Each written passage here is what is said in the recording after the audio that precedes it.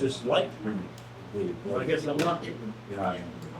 That's okay, I don't even like. I'm Bruce Fletcher, welcome. Hello, everyone. Thanks for coming. I have something to say, a few words to open our evening. Actually, before we start, I'll point out that bathrooms are that way. There are exits in both directions, and you can jump out the window anytime you need to. Either in case of fire or if you get tired of what we're doing, if it gets out of the way. Tonight's program, Declaring Independence Then and Now, is a creation of Freedom's Way National Heritage Area, with whom the Stow Historical Society has partnered. You will witness tonight is sort of a play in 3 parts. The original script was written by a public historian for Freedom's Way, and the Stow Historical Society has edited it to be unique to Stow. In the first part, you'll hear the actual results of town meetings that were held in many of the towns around here in the months leading up to the signing of the Declaration of Independence at the Continental Congress in Philadelphia on July 4th, with narration by Jim Stow. In the middle of this production, you will find us presenting a play within a play about how the inhabitants of Stow met and voted for independence on July 1st, 1776, just 3 days before the Continental Congress did. You'll hear the actual wording of the motion and the affirmative vote that was taken that day here in Stow. Where was affirmative? This mock town meeting was written by our own town moderator, Jim Stow, who's hiding in the wings.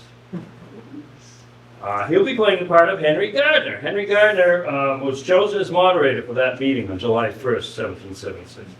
The other characters in the play were also residents of Stow around that time: Hapgood, Brooks, Withington, Hale, and Whitney. The next part of the presentation will be a reading of the Declaration in all its glory, with poignant commentary by our narrator. Listen closely, as we hope tonight's production will be self-explanatory. We will follow that up with a discussion about how the Declaration is relative to our lives now, 250 years later. A discussion in which you will all be welcome and to participate and encouraged to participate. And then, Marsha Malone Stevens will tell us about the tricorn hats that you saw out back that were decorated by the Center School students. And then Dorcas Brown-Septon, my co-president of the Historical Society, will have a few words after that, and then we'll eat ice cream cake, and lemonade and cider if you want it. But first, before we start, we are honored and privileged to have with us tonight the Deputy Director of Freedom's Way National Heritage Area, Desiree Dembski-Hamlin. Desiree has a few words before we begin the program. Welcome to Stow, Desiree.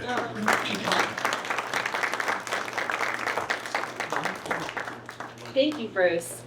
Good evening. As Bruce noted, my name is Desiree Dembski-Hamlin, and I am Deputy Director of the Freedom's Way National Heritage Area. On behalf of Freedom's Way, I would like to thank our partner, the Stow Historical Society, for hosting this performance of Declaring Independence this evening. For those unfamiliar with our organization, Freedom's Way is one of 62 national heritage areas in the United States. Managed in partnership with the National Park Service, national heritage areas are distinct regions of the country that tell uniquely American stories that speak to the nature, culture, and history of that place. Freedom's Way serves 45 communities in Massachusetts and New Hampshire and works in partnership with Minuteman National Historical Park as one of the heritage area's key interpretive themes centers on the American Revolution. As Bruce noted, Declaring Independence Then and Now, it's a thought-provoking public performance piece that Freedom's Way developed a decade ago in collaboration with the American Antiquarian Society with support from the Massachusetts Society of the Cincinnati.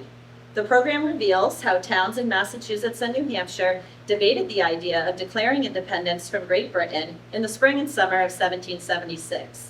Each performance is tailored to the community in which it occurs, using a script from which 18th century first-person accounts are presented by citizens and living history performers, while the narrators help explore their meaning. In commemoration of the 250th anniversary of the signing of the Declaration of Independence, Freedom's Way has collaborated with partners across the heritage area to host 15 performances of Declaring Independence Then and Now in historic and civic venues through July 12th. Additional information is available on our website, freedomsway.org. And with that, let the production begin.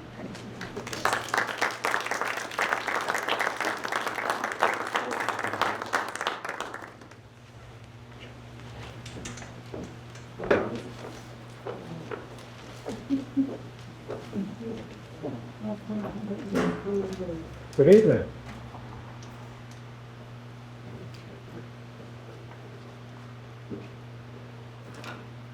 The Declaration of Independence is revolutionary.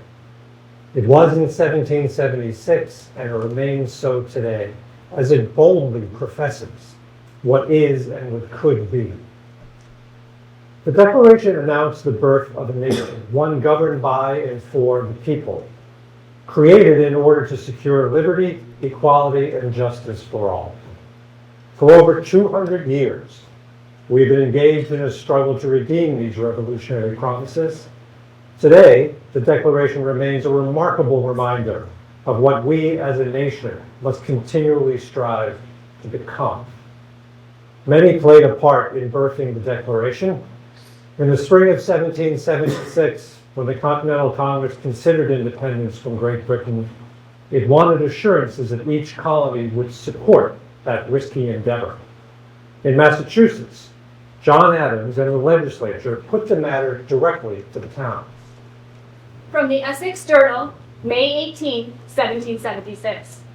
Resolved as the opinion of this House that the inhabitants of each town in this colony ought, in full meeting, advise whether, that if the Honorable Congress should, for the safety of the said colonies, declare them independent of the Kingdom of Great Britain, they, the said inhabitants, will solemnly engage with their lives and fortunes to support them in the measure.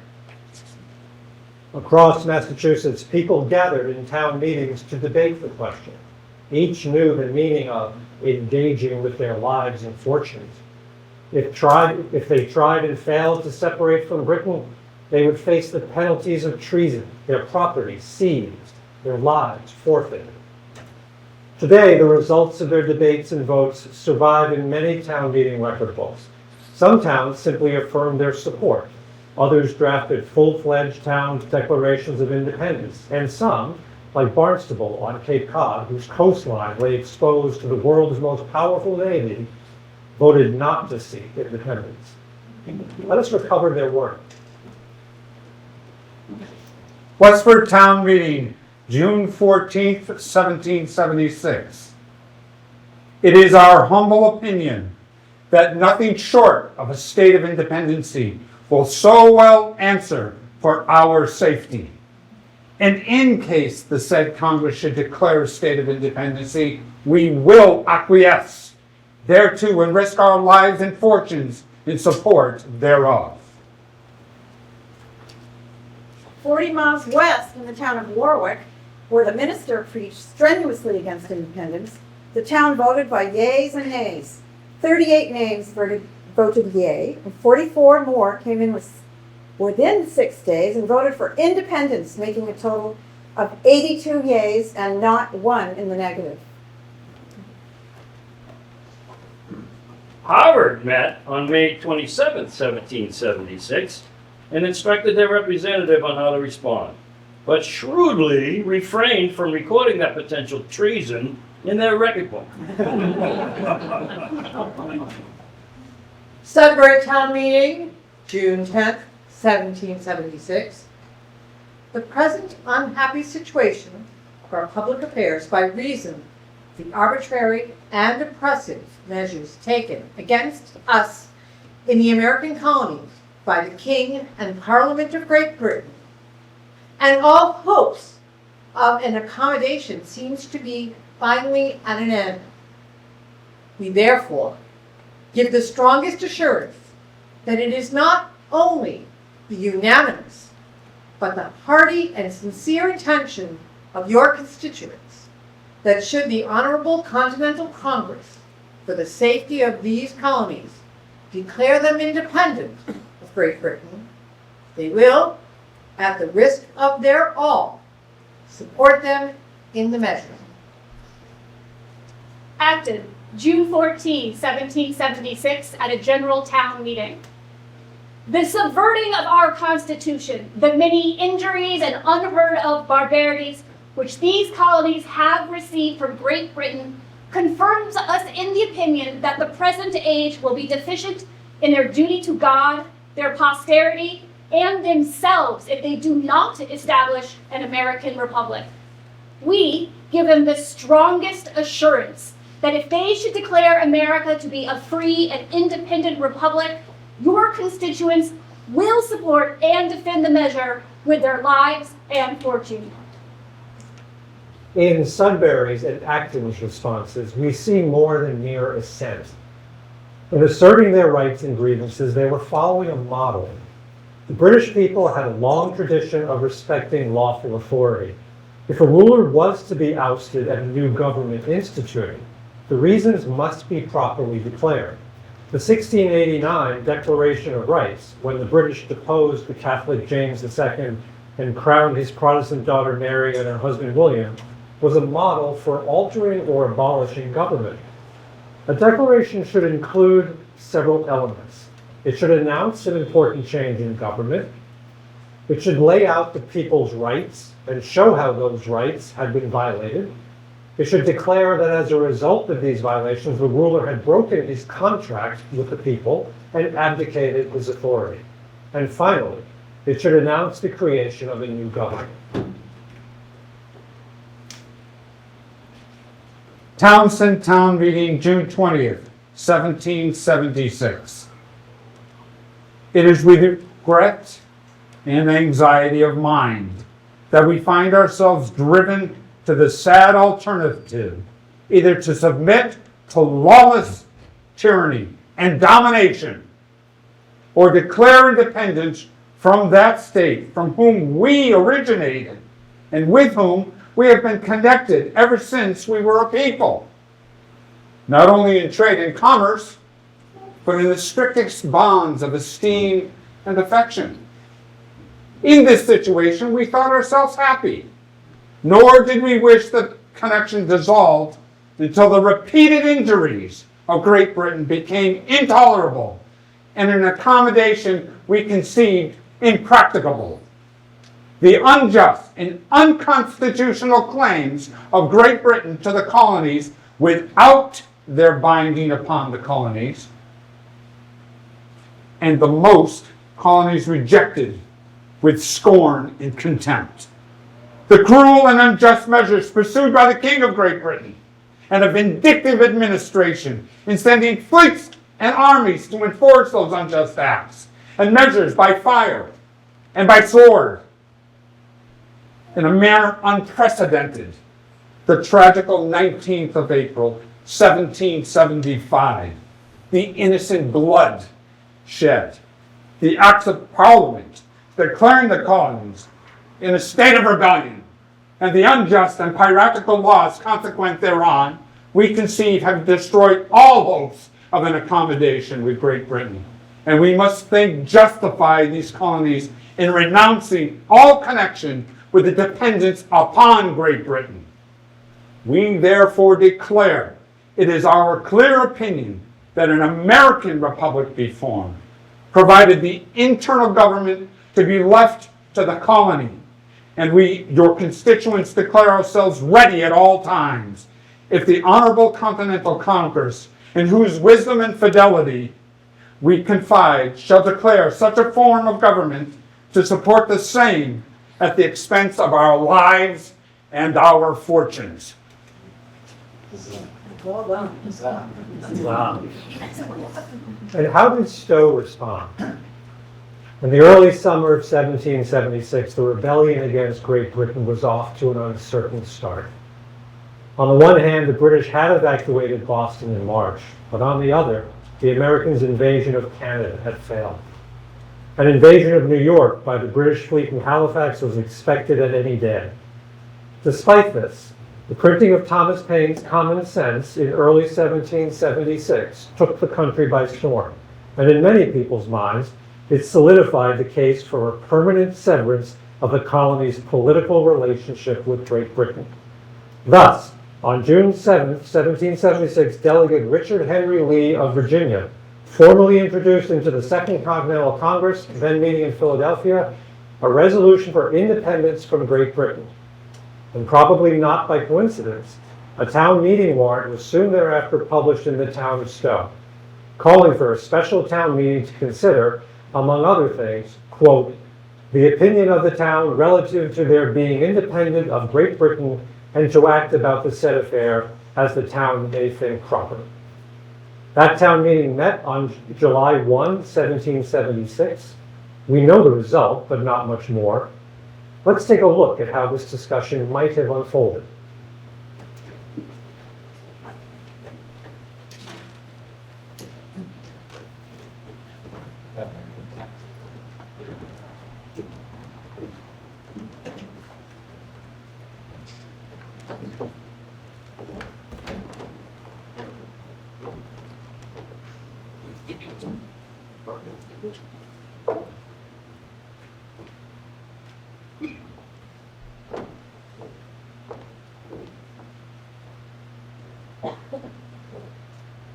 Dear friends and neighbors, as your first selectman, I would like to offer my nomination of Henry Gardner as our moderator, who has served us so well in our past meetings. Yeah. There.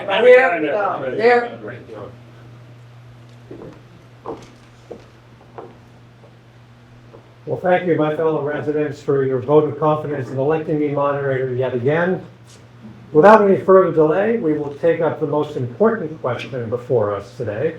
The second article on today's warrant, the opinion of the town relative to the question of independency from the Kingdom of Great Britain. Do I hear a motion? It should happen.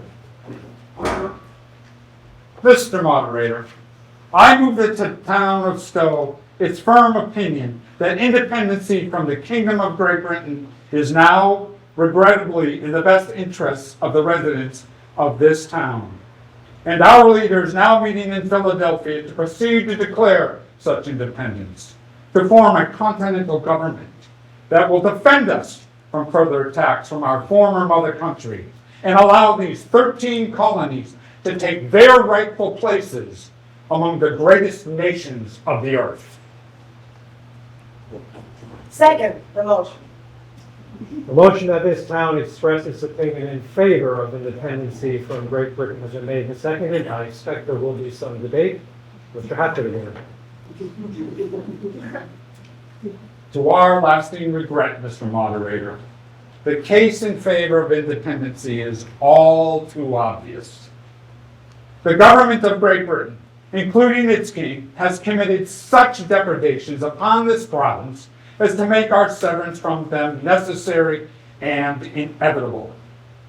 And they have done all of it without a shadow of consent, not a shadow of consent from the people of this province. The so-called Massachusetts Government Act of several years ago revoked the charter of this colony that had been in existence for almost 80 years, thus revoking our ability to be governed by representatives elected by the freeholders of this province. In its place stands a hand-picked assembly of sycophants. For years, the commerce into and out of the port of Boston was interdicted, destroying the livelihoods of many residents. Until 3 months ago, our town of Boston was under military occupation, with soldiers quartered in private residences without the consent of the owners of the property.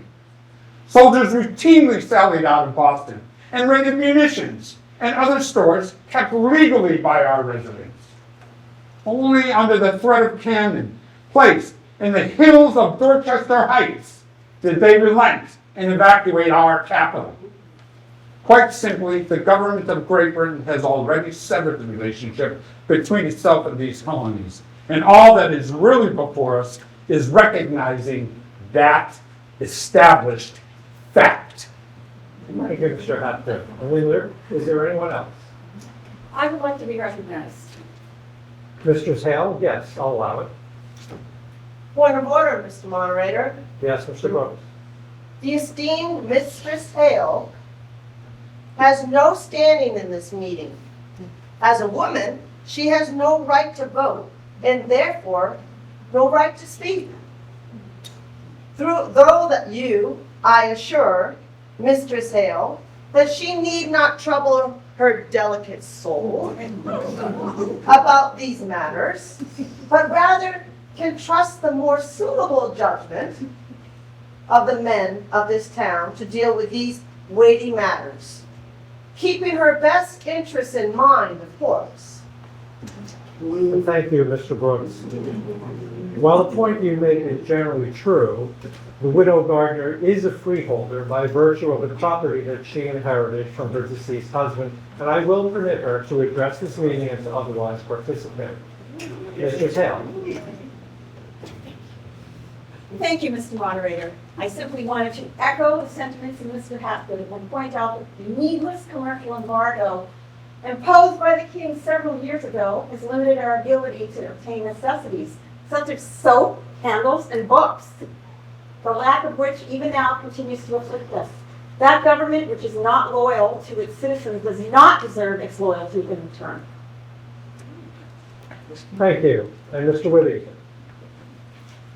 I am surprised at and disappointed in my fellow residents, Mr. Moderator. They make it sound as if the so-called depredations imposed by the king came about at random. Bolts from the blue, so to speak, from no cause whatsoever. Has it slipped their mind that the residents of this province refuse to pay a valid stamp tax, enacted lawfully by Parliament? And most importantly, do they not recall that the reason the tax was imposed, indeed that all taxes to which they object were imposed, was to help defray the expenses that the crown incurred while defending this province and this town from the aggression of the merciless French and their Indian allies? Quite simply, the Kingdom of Great Britain has, for the last 150 years, provided us with unparalleled protection and the highest standard of living in the world. And all they have asked is that we contribute a small percentage to that expense that they have paid on our behalf. I urge a no vote on the motion, Mr. Moderator. Let us not let our ingratitude lead us to foolishly cut ties with the greatest empire that has existed since the days of Rome. An empire that has benefited all of us far more than it has cost us. Elijah, you sound like the true merchant that you are. This is about right, sir, not profit and loss. Order, order, gentlemen. Mr. Whitney, I'm looking at you.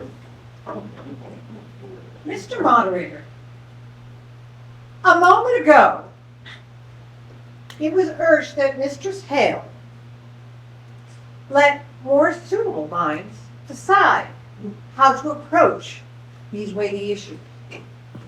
I suggest, Mr. Moderator, that advice, that sound advice, with regard to the rest of us as well. Though I tend to agree with Mr. Hapgood that the reasons for independency are clear. We currently have a meeting in Philadelphia, learned individuals who may better balance the interest and consequences of such a momentous move as independence. I suggest, therefore, that this town exercise caution, and while expressing an opinion on these weighty matters, leave the ultimate decision and determination to our more worldly and representatives in Boston and Philadelphia. I move, therefore, to amend the motion by striking it in its entirety and substituting, therefore, the following. It is the opinion of this town that a government independent of Great Britain might be formed if the government of this colony and the Continental Congress shall think such a measure is expedient. Second. Thank you, Mr. Whitney. A motion to amend having been made and seconded, we will now debate that amendment. Mr. Hutchinson. Mr. Moderator, I think I speak for all liberty-loving residents when I say that this amendment satisfies me. It expresses the correct opinion, and the words of caution are well-founded.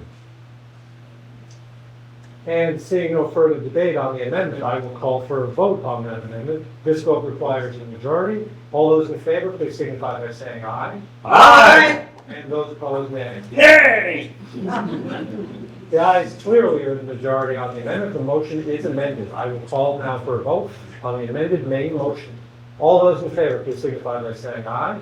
Aye! And again, those opposed, nay. Yay! And the amended motion is passed, and we stand adjourned.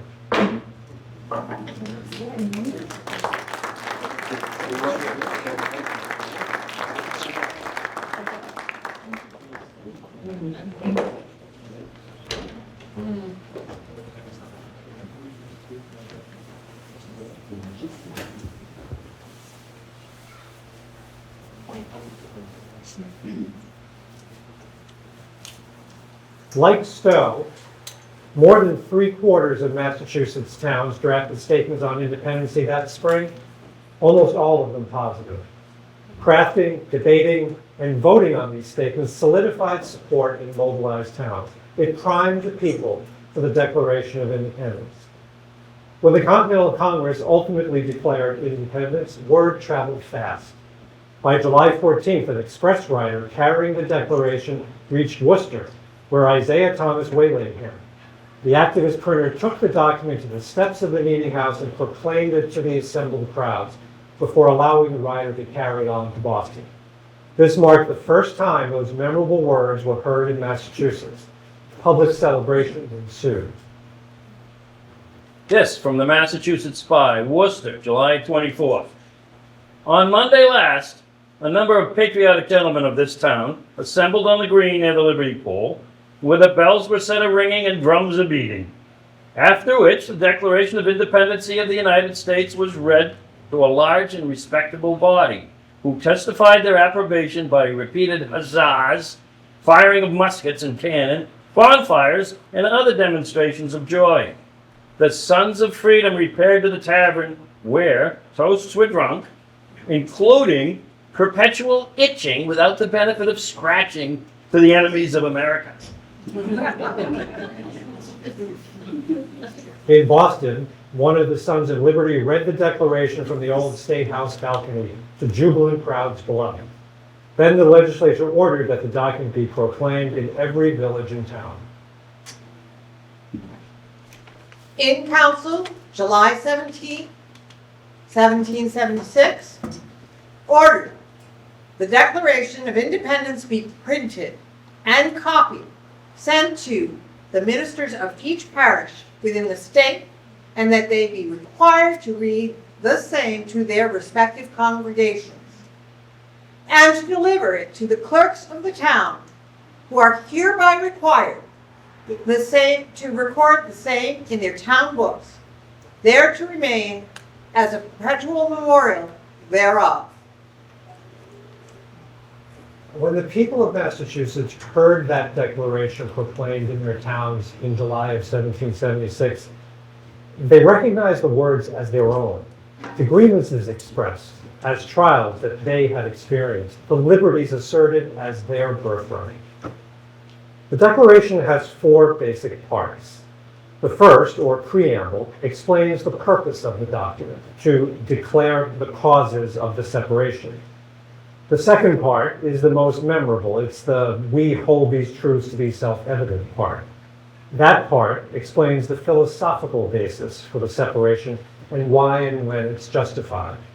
The third segment brings those philosophical arguments down to earth and lists almost 30 specific complaints against the King, Parliament, and the British people. Finally, the fourth part is where the representatives in the Continental Congress actually do the deed and declare the United States a separate nation. Let's listen to the Declaration of Independence now, just as it was proclaimed 250 years ago. And while listening, Think about how and whether its promises have been realized since then. In Congress, July 4, 1776. The unanimous declaration of the 13 United States of America. When in the course of human events it becomes necessary for one people to dissolve the political bonds which have connected them with another, and to assume among the powers of the earth the separate and equal station to which the laws of nature and nature's God entitle them, a decent respect to the opinions of mankind requires that they should declare the causes which impel them to the separation. Then, in its most memorable passage, the Declaration asserts the equality and universal right to liberty of all the people, and the responsibility in government to ensure those rights. We hold these truths to be self-evident, that all men are created equal, that they are endowed by their Creator with certain unalienable rights, that among these are life, liberty, and the pursuit of happiness. That to secure these rights, governments are instituted among men, deriving their just powers from the consent of the governed. That whenever any form of government becomes destructive of these ends, it is the right of the people to alter or to abolish it, and to institute new government, laying its foundation on such principles and organizing its powers in such form as to them shall seem most likely to affect their safety and happiness. The Declaration professes the colonists' respect for established laws. However, those laws have been so repeatedly violated that the people's rights can be preserved only by a change in government. Prudence indeed will dictate the governments long established should not be changed for light and transient causes, and accordingly all experience hath shown that mankind are more disposed to suffer while evils are sufferable, than to right themselves by abolishing the forms to which they are accustomed. But when a long train of abuses and usurpations pursuing invariably the same object evinces this design, and under absolute despotism, it is their right, it is their duty to throw off such government and to provide new guards for their future security. Such has been patient sufferance of these colonies, and such is now the necessity which constrains them to alter their systems of government. The longest portion of the Declaration details the people's grievances, for it is these grievances that justify the overthrow of authority.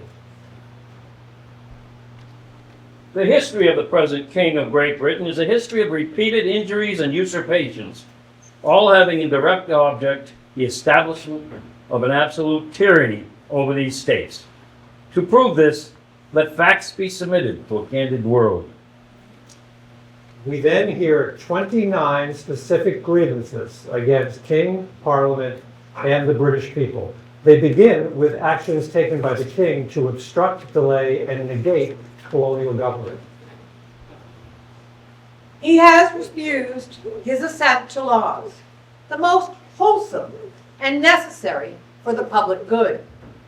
He has forbidden his governors pass laws of immediate and pressing importance, unless suspended in their operation till his assent should be obtained. And when so suspended, he has utterly neglected to attend to them. They protest that the King, fearing large legislative bodies, had refused to allocate representatives to the growing frontier, denying settlers their right to a voice in government. He has refused to pass other laws for the accommodation of large districts of people, unless those people would relinquish the right of representation in the legislature, a right inestimable to them and formidable to tyrants only. They protest punitive acts by King and Parliament that hampered the meetings and business of colonial legislatures. He has called together legislative bodies at places unusual, uncomfortable, and distant from the depository of their public records, for the sole purpose of fatiguing them into compliance with his measures. He has dissolved representative houses repeatedly for opposing the manly firmness his invasions on the rights of the people. He has refused for a long time, after such disillusions, to cause others to be elected, whereby the legislative powers, incapable of annihilation, have returned to the people at large for their exercise, the state remaining in the meantime exposed to all the dangers of invasions from within and convulsions within. The king had banned settlement in the Ohio River Valley, limiting westward migration of the colonists and, in their minds, the right to secure their subsistence on new land. He has endeavored to prevent the population of these states, for that purpose obstructing the laws for naturalization of foreigners, refusing to pass others to encourage their migrations hither, and raising the conditions of new appropriations of lands. The king interfered with American courts of justice. He has obstructed the administration of justice by refusing his assent to laws for establishing a judiciary powers. He has made judges dependent on his will alone for the tenure of their offices and for the amount and payment of their salaries. The king appointed despised tax collectors and customs agents to police American trade. He has erected a multitude of new offices and sent hither swarms of officers to harass our people and eat out their substance. He sent his army to occupy and intimidate them. He has kept among us in times of peace, standing armies without the consent of our legislatures.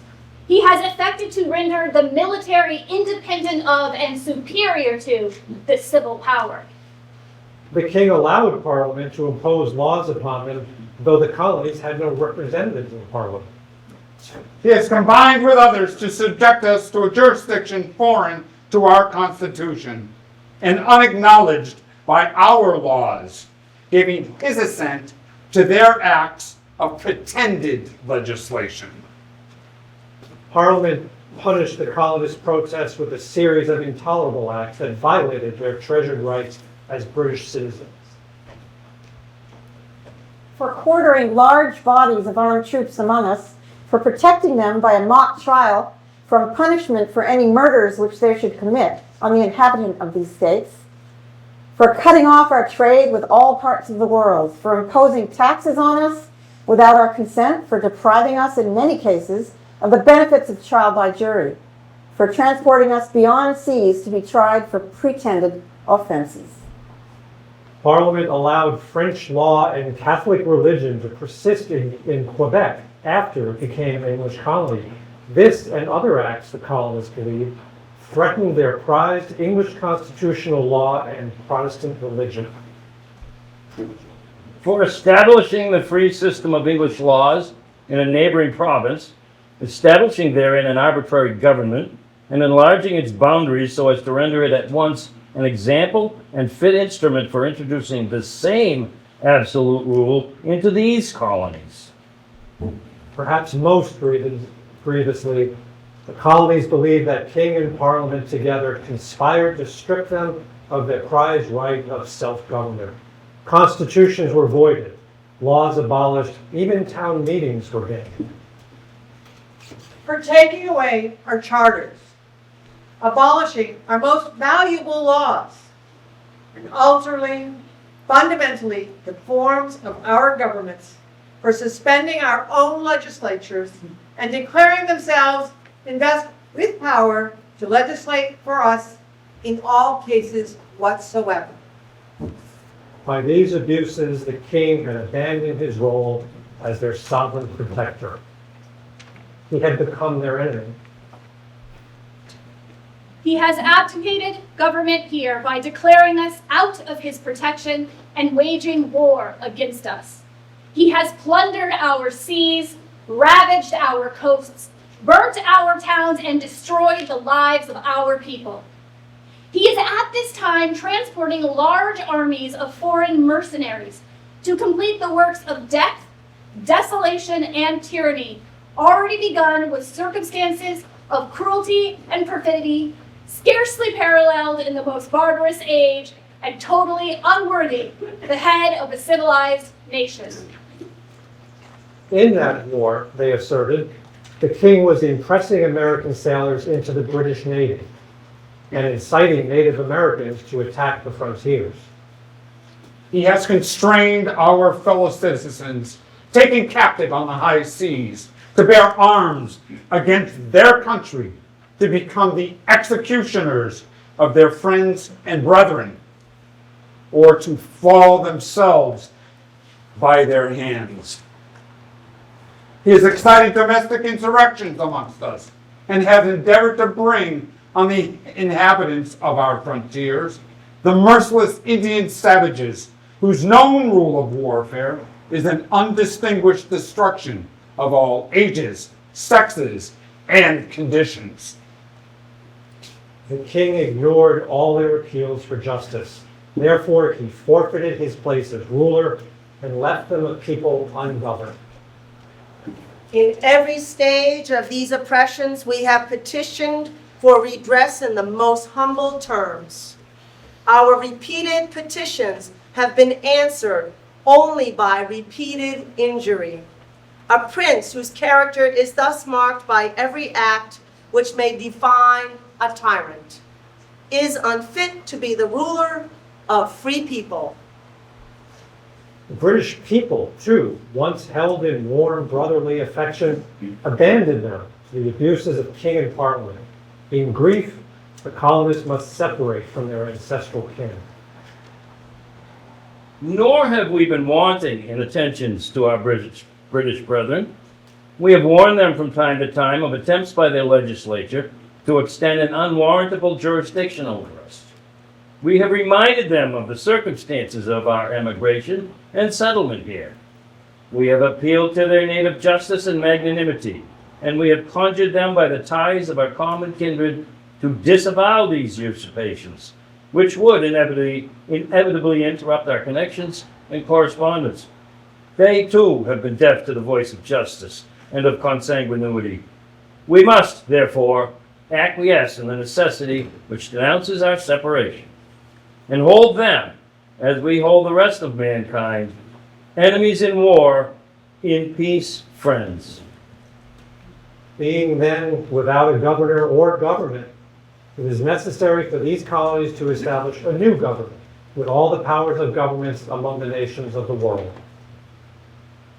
We, therefore, the representatives of the United States of America, in General Congress, assembled, appealing to the Supreme Judge of the world for the rectitude of our attentions, do, in the name and by authority of the good people of these colonies, solemnly publish and declare that these united colonies are, and of right, ought to be free and independent states that are absolved from all allegiance to the British Crown, and that all political connection between them and the state of Great Britain is and ought to be totally dissolved.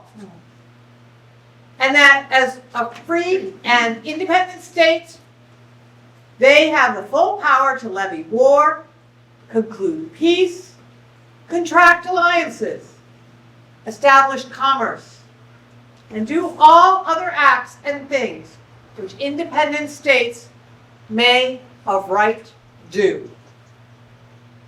And finally, the people declare that to this new government they pledge their all, including all that will be lost if their cause fails, their lives, their property, and their honor among their descendants.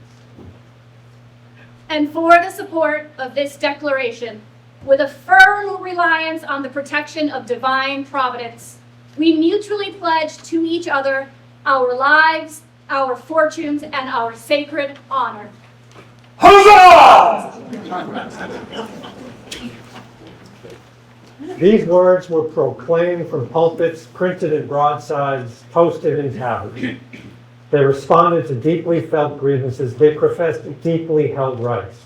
They inspired men to risk their all to create a new nation, a nation dedicated to liberty and equality.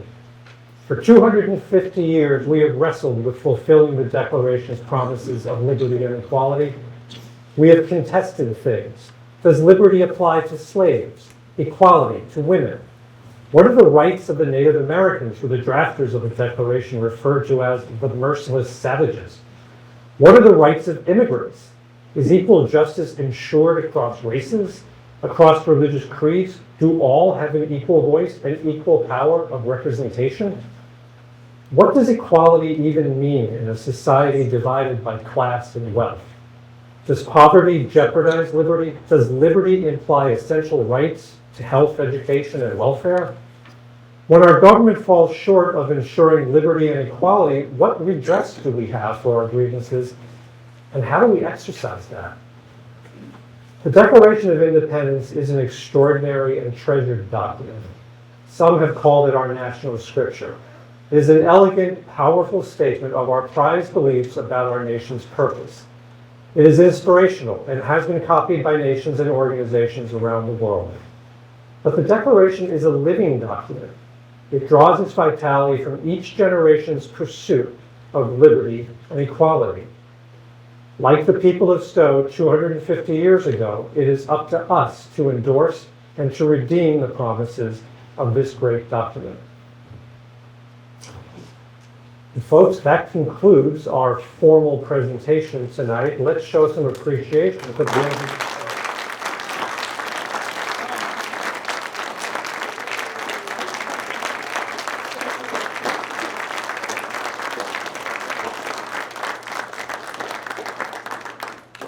So, before we dig into ice cream, and I hesitate to be the only thing between you and ice cream, let's just talk for just a few minutes about what we just heard. And I want to start off with a simple question, and I'll answer it too. Who among you, this is the first time you have read through the entire Declaration of Independence in recent memory? I had not done so since, I think, second grade, before I was involved in this. It's a tough document to get through, right? I mean, especially the 29 grievances, some of which we don't quite understand today. But I want to ask a question, and I do want some participation. And if I have to, I went to law school, I will start calling them. Thinking about the Declaration from the perspective of the colonists 250 years ago, what strikes you about it? Do you have any general impressions of what they were thinking or what they were trying to do? Anyone? There is no right or wrong answer. That document, the line that says, the just have, if they're just powers, from the consent of the government, is the most revolutionary thing in the whole thing. So the comment About is the government. And then we talk about men, we talk about people, we talk about the government. Well, the government were not just men. No.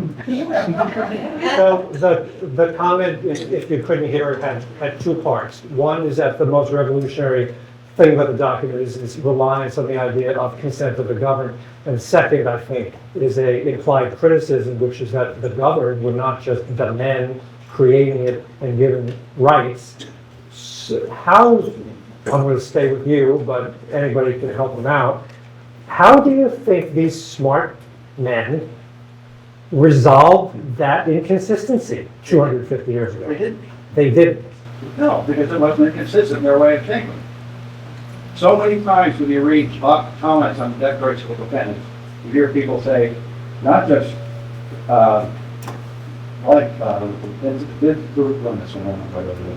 all men are created equal, all people are created equal. Yeah. You'll often try to see that. That's not what they're saying. So It the, is what they're saying. so the comment is that they didn't resolve the disparity, the inconsistency. They didn't they didn't mean exactly what they said at the time. Is that fair to say? They didn't see. How long has it been? I want to go to that gentleman back there. In regards to, we're not totally serious, but about everything. Yes. In regards to, I think you said that, asked whether they're totally serious in terms of, talking about, who was included in that statement of all things. But I also asked, how serious were they saying that all men are created equal? And I would assume women would be included in that. So let's say all men and women are created equal. How serious were they saying? Well, that's an interesting comment. You're saying you assume that 250 years ago they meant to at least some I extent think include. I would given the actual historical situation, I don't blame them for it. I assume that they would know better today. But, so then maybe another question is, when they say all people are created equal, how serious were they at the time, and how serious should we be about that today? So you're starting the transition that I want to make to. So that was a brief discussion about what they may have meant 250 years ago. How about now? How does this document resonate with you now? I was going to piggyback. Go ahead. Sure. So I just, all people, what do they mean by all people? So what do you think they meant by all? What is all people? What do you think they meant by all people? What, pardon? People like them. Property, white men of property. White men of property. But the king was not a person. He was not like anybody else.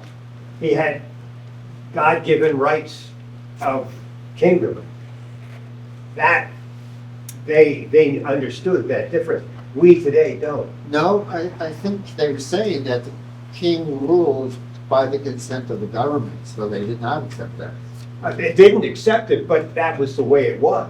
Is that true? Let's stay with that concept of consent of the government for just a minute, and then let's come back to the differences. What do you think consent of the government meant to them, and what is it? How does it differ, if at all, to what it means to us now? Anybody want to tackle that? That was kind of a compound question. In the back, yes. Yeah, I think something that often happens, I guess, with laws in any document is that I think oftentimes they're left ambiguous on purpose. And oftentimes we see that in the Constitution as well, right? When disagreement happens, right, we have issue with small wording so that later on they can say, oh, actually, we didn't mean that, or actually, we did mean that, right? And so I think part of the issue is that it was intentionally left ambiguous so that they could argue one way or the other. And I think nowadays, what it brings us to is, what does it mean? It brings us to that argument, right? They weren't so defined with it so that we can argue that, which I think is good and bad. And I think today we have so many more ideas of what a person is that back then was not accepted. And so we come to this conclusion of like, well, we're adding to that more and more, right? The definition of white has gotten larger, and the definition of what a person is has gotten broader. And so every single day we're introducing new concepts for what a person is, and I think that will never stop. So you're introducing the concept of a living document, as opposed to what some judges would call originalism, sticking to what something meant back then. And this person introduced something that I think we can all relate to, which is there must have been 75 people in the room of the Continental Congress. What happens when you're in a large group and you can't agree on something? Turn it off. You vague it up. You make it vague. You make it vaguer and a little meaningless, more meaningless, so that everyone can agree to it. So maybe something like that was going on. And yet some of it is very specific. I missed that one. I said, and yet some of it is very specific. Their grievances, for instance. Yes. They're very, you can see the things that everyone does agree on very clearly. Yes. I want to stick with the principles though, and I want to talk about what the Declaration means now. Because one of the points of this whole program is that this is a living document. It means something today. What about this document resonates with you today? Sir? I get equal. What do they mean? What do we mean by all men are created equal? Equal in what way? Because those other people are talking about equal in moral sense. What does it mean to be equal? What does it mean to be equal? So I want to stick with this generally. You're doing what my law school professors always did, which was ask a lot of questions and never answer them. So, I'm going to push you a little bit. What do you think? How did the concept of equality change from 1776 to now, just in general? I think to see it as equal by the average person was to see it as people who have equal rights under the law. Equal rights. Equal rights. Okay. That's it. Not equal property, not equal, Equal rights. not equal looks. Because we know how many people had to vote. Like, almost very few. It wasn't until the 1820s that people got land got voted, women got it, 1920. So it's all about, In what sense are they equal? so, and you're focusing on rights. Not like what? Yes. I think you're saying that the fact that I'm neither as good looking, rich, or athletic as Tom Brady is not a violation of the Declaration of Independence. So right here, Mason. Yes. Okay. It's all about rights. Over here, Laura? You asked, what we today make of the Declaration. I take away that we have an obligation to protest injustices when we see them. And I don't take it as far as severing relationships with the king. But I'm sure there are people who've come to that conclusion that the revolution is necessary in some cases. But I do see an obligation of the government. To protest. When you see, When you see injustice as you define it through the Declaration of the Constitution. and the gentleman next to Laura, I think, had some. Yeah, I was going to, piggyback on the inalienable rights. Louder. No, I was going to speak, piggyback on the talking about rights, the unalienable rights. That's kind of what comes down to me, and I totally agree with you, the obligation to the right. So that's what the fundamental of the whole declaration is about rights. And the obligation to do something to protect them. The gentleman with the Red Sox cap on, did you have something? No, go ahead, someone else. No? I thought I saw a hand over here. No? Right here, yes. Yes. In today's America, the Supreme Court has redefined who has rights through their Citizens United decision. And is it the Hobby Lobby? That corporations now have the right to speech.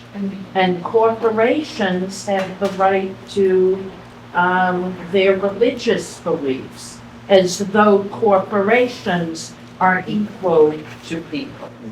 So, not to defend the Supreme Court, but isn't, you're right, but isn't what you just said related to what the young lady in the back said, which was it's a vague document, and let's face it, I don't think corporations existed in 1776. So as these things get created, somebody's got to make a decision, right?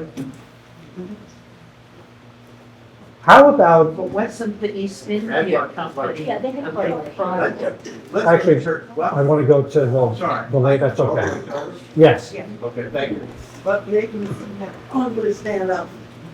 The thing that really stood out to me, and I've heard it a million times, all men are created equal. Yeah. And has anybody ever, like when women were looking to the vote, did they try to get that word changed to all people?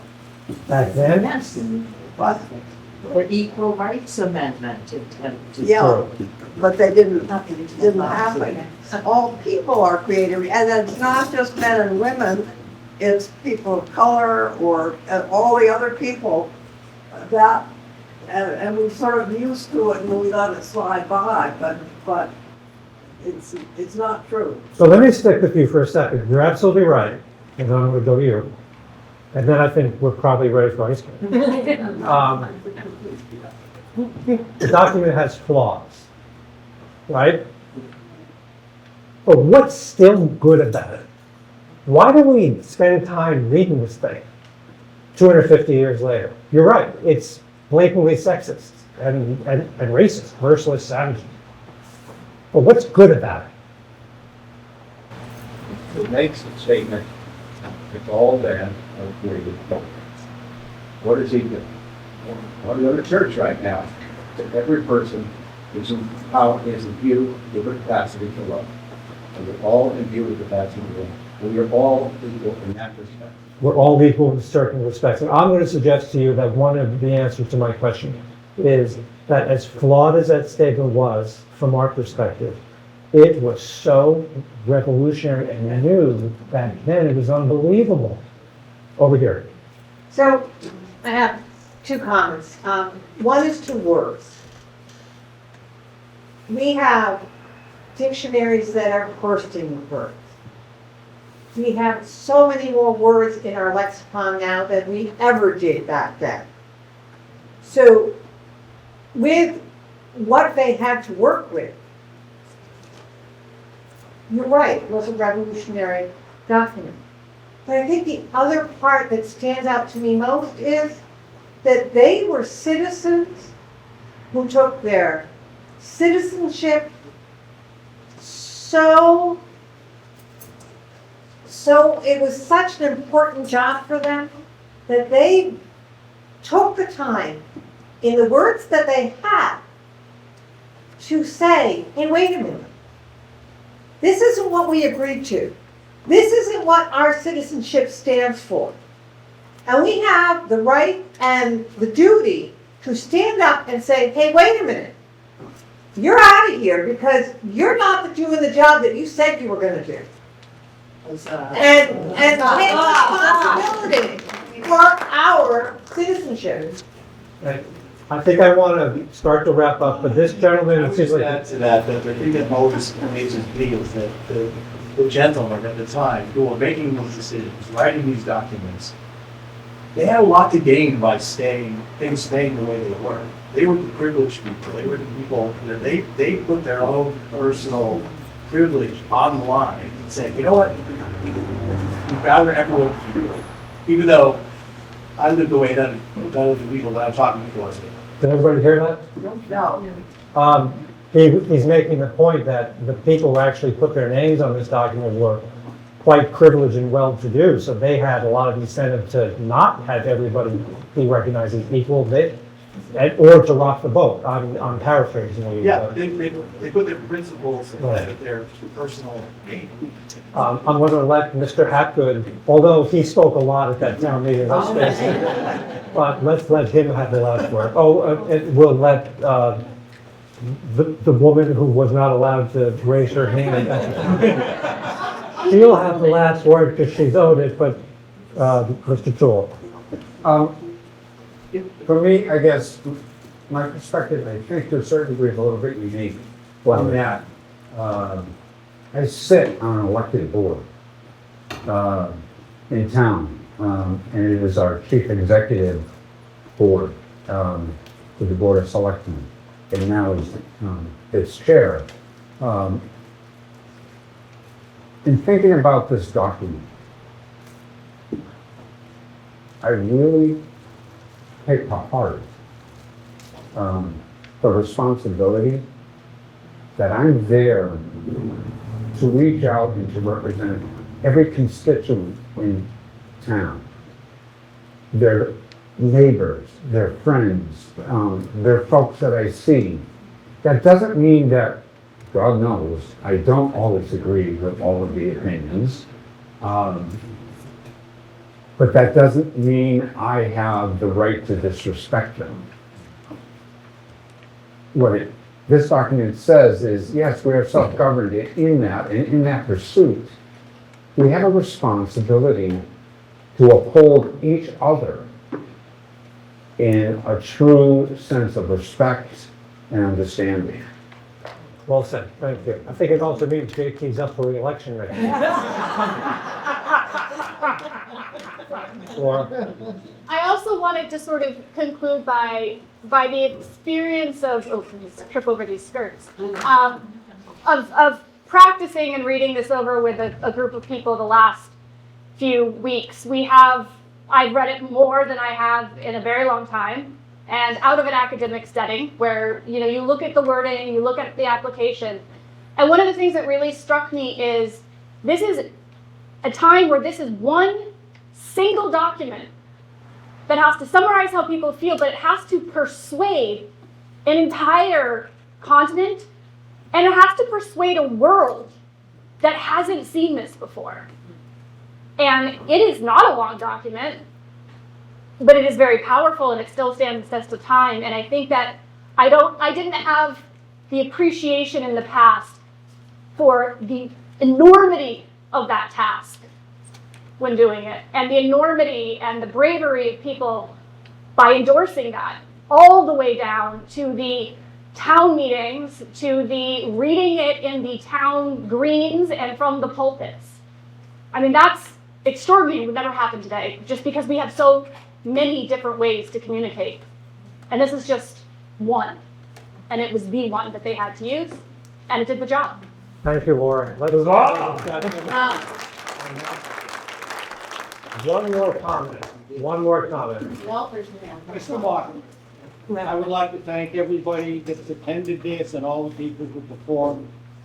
I think it's a great thing. Thank you very much. Oh. Thank you. So before ice cream, I'm going to turn it over to Marcia just for a second. She's going to talk about our decorated hats program. And I want to thank you all for a very lively discussion. I really do appreciate it. Thank you. I hand it over to Dorcas. So it is truly wonderful to see the time, creativity, and dedication our center school students have poured into the American 250 celebrations. And they're sitting in the back. We have display of thoughtful, the then and the now, creations that beautifully complement this event, commemorating one of our town's important contributions to our nation's history. The exhibit both imagination and community pride. So that is what they worked on. That was their theme. As you enjoy the display of the tricorn hats, be sure to take a closer look at this particular design that has captured the greatest attention from the Historical Society Committee. This collaboration of students' creation, 3 students, creation stood out for its creativity, craftsmanship, and connection to our local and nation's history. Both Bruce Fletcher and Dorcas Sefton, the Stow Historical Society co-presidents, had a difficult decision to make because all hats reflect important connections to the 250 celebrations through their designs. Dorcas will be making our closing remarks. Thank you. Well, thank you all, of course. Thank you our talented cast. Pretty talented. And thank you all for joining us. Please consider joining the Stow Historical Society. It's only $25 a year. Per year, your membership supports programs like this. For those of you that are already members, we appreciate it. And if any of you feel so inclined, we have a jar over yonder, maybe. You can pop in some dollars, pounds, or shillings if you like. We're a nonprofit organization that depends on memberships and donations to support our mission of preserving, celebrating, and sharing Stow's history. Well, and now for what some of you came for, that ice cream cake. Hopefully there's enough. Let's see. I hope there's enough. Yeah, and there is a,